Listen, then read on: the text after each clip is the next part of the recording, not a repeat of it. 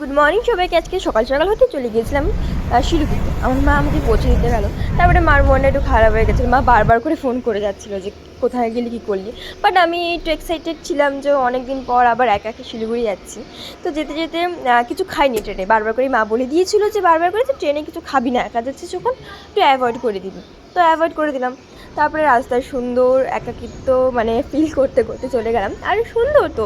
আর শিলিগুড়ির থেকে মালবাজার থেকে শিলিগুড়ির রাস্তাটা এতটাই সুন্দর যে মানে একদম পুরোটা একটা সিনারির মতো লাগে, যে পরপর নদী, তারপর ফরেস্ট, এত সুন্দর জায়গা, এত ভালো লাগে। এরপর দেখলাম আমার হবু জামাইবাবু আর আমার দিদি ভাই আমাকে নিতে চলে আসলো। ওদেরও বিয়ের ভিডিও খুব আসতে চলেছে, আপনারা অপেক্ষায় থাকুন। এটা কিন্তু খুব এক্সাইটেড। এবার বাড়িতে আস্তে আস্তে আমার দিদি ওয়েলকাম ড্রিঙ্কস দিয়ে আমাকে স্বাগতম দিল। এবার ড্রিঙ্কসটা একটু দেখলাম, খুব ভালো বানিয়েছিল। ও সত্যিকারাই খুব ভালো বানায় সব কিছু। এরপর আমরা সবাই মিলে একটু টিভি দেখছিলাম।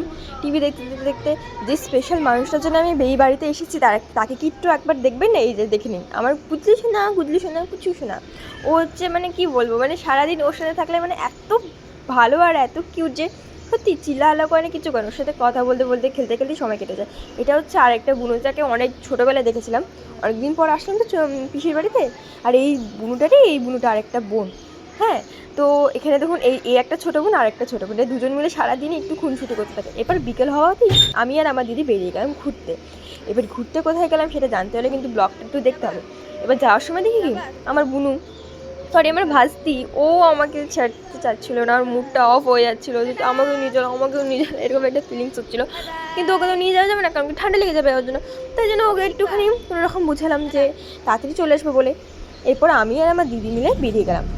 বেরিয়ে যেতে যেতে দেখলাম আমার হবু দিদিও চলে এসেছে।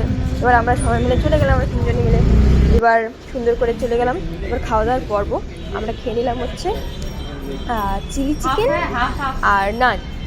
আর অনেকে আর জিজু খেয়েছে হচ্ছে নান আর নর্মাল চিকেন। এবার বাড়িতে চলে আসলাম থাপ থাপ থাপ থাপ থাপ করতে করতে। এবার এসে দেখি যে আমার বুনুটা কী করে, ও আবার খেলা করছে। একটু মুড অফ ছিল তো, তাই জন্য আমরা সবাই মিলে একটু মানালাম। এরপর সন্ধ্যাবেলায় আমরা দুই বোন আর বাড়ির সবাই একটু ঝালমুড়ি খেতে খেতে গল্প করতে করতে দিনটা কাটালাম।